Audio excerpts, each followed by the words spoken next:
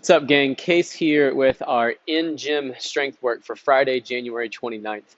4 rounds today, 7 to 12 kipping pull-ups, and max effort -2 handstand push-ups strict today. On those kipping pull-ups, we're moving up volume a couple reps per set compared to last week.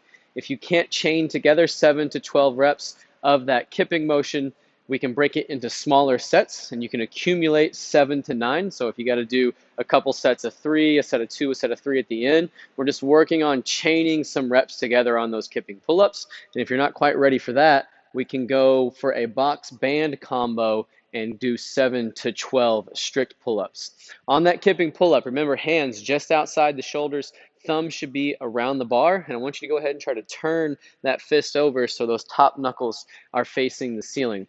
We've been talking a lot about our core motion and our shoulder motion over the last couple weeks.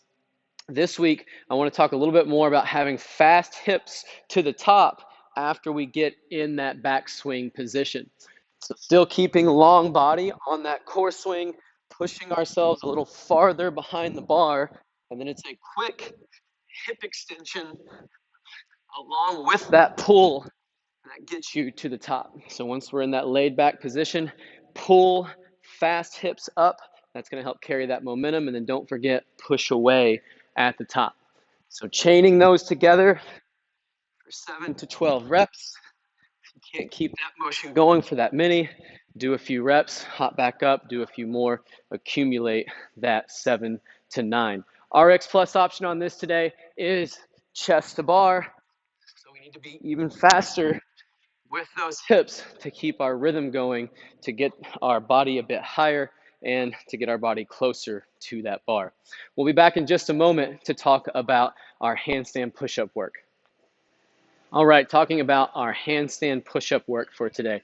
4 sets of max effort -2 on strict handstand push-ups. So sets should be difficult, but you should never be at risk of failing a set.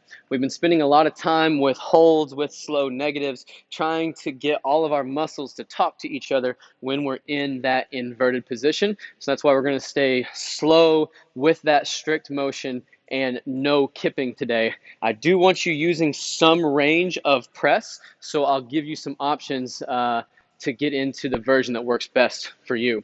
So full range of motion, hands, remember, right beneath the shoulders, fingertips straight forward.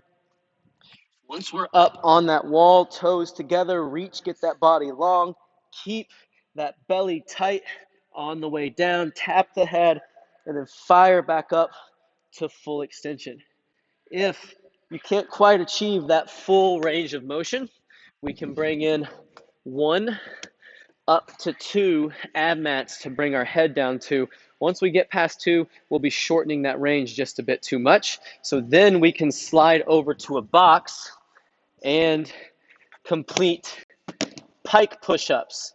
This way we're still pressing in that same plane of motion, but only having to support half or a little over half of that body weight.